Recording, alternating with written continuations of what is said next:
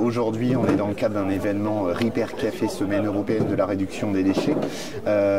Quel sens tu donnes à ton implication bénévole au sein de l'association Repair Café Tours, toi qui es très attaché à la valeur de réduction des déchets? Alors à la base, en fait, c'est des choses que je faisais seul chez moi ou avec mes proches, et au sein du Repair Café, j'ai réussi en fait à continuer ce que je faisais en fait l'essence même de ne rien jeter, de récupérer, de réparer, de réutiliser ce qu'on peut réutiliser. Sauf que en fait, l'avantage d'être au Repair Café, c'est qu'on rencontre plein de gens qui ont plein de compétences différentes. Et on se retrouve à avoir des domaines auxquels on ne pensait pas pouvoir un jour intervenir.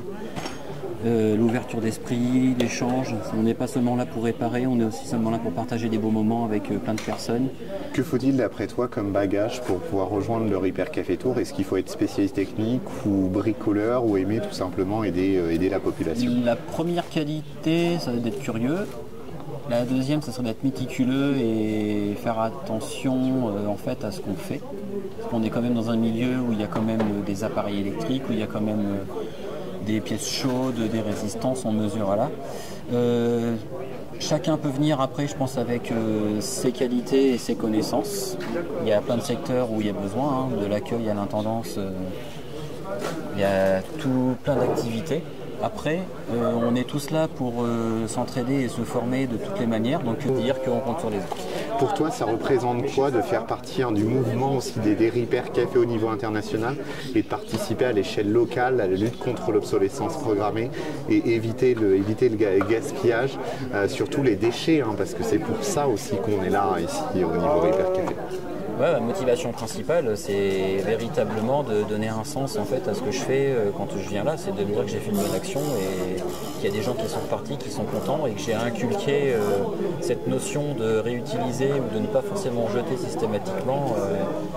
Quand les gens repartent avec un objet réparé ou non, ils savent que chez eux, en fait, ils vont peut-être pouvoir réutiliser un appareil ou peut-être le faire réparer au lieu de le changer. Est-ce que si, du coup, donc Rodolphe, comme on l'a compris, voilà, le Repair Café, c'est une aventure de partage, une aventure d'échange et de volontariat aussi, qu'est-ce que tu dirais potentiellement en 2 mots à un bénévole qui souhaite nous rejoindre? Si vous voulez vous impliquer et que les choses changent, venez nous voir et on va vous faire découvrir ce que c'est de se rendre utile. Comme vous l'aurez compris, le Repair Café vous permet de lutter contre l'obsolescence programmée et ainsi d'agir en faveur de la préservation de notre planète. Donc si vous aussi, vous avez des compétences en bricolage ou tout simplement l'envie d'aider les autres, n'hésitez pas à nous rejoindre par l'intermédiaire de notre site web. Nous sommes aussi présents sur les réseaux sociaux.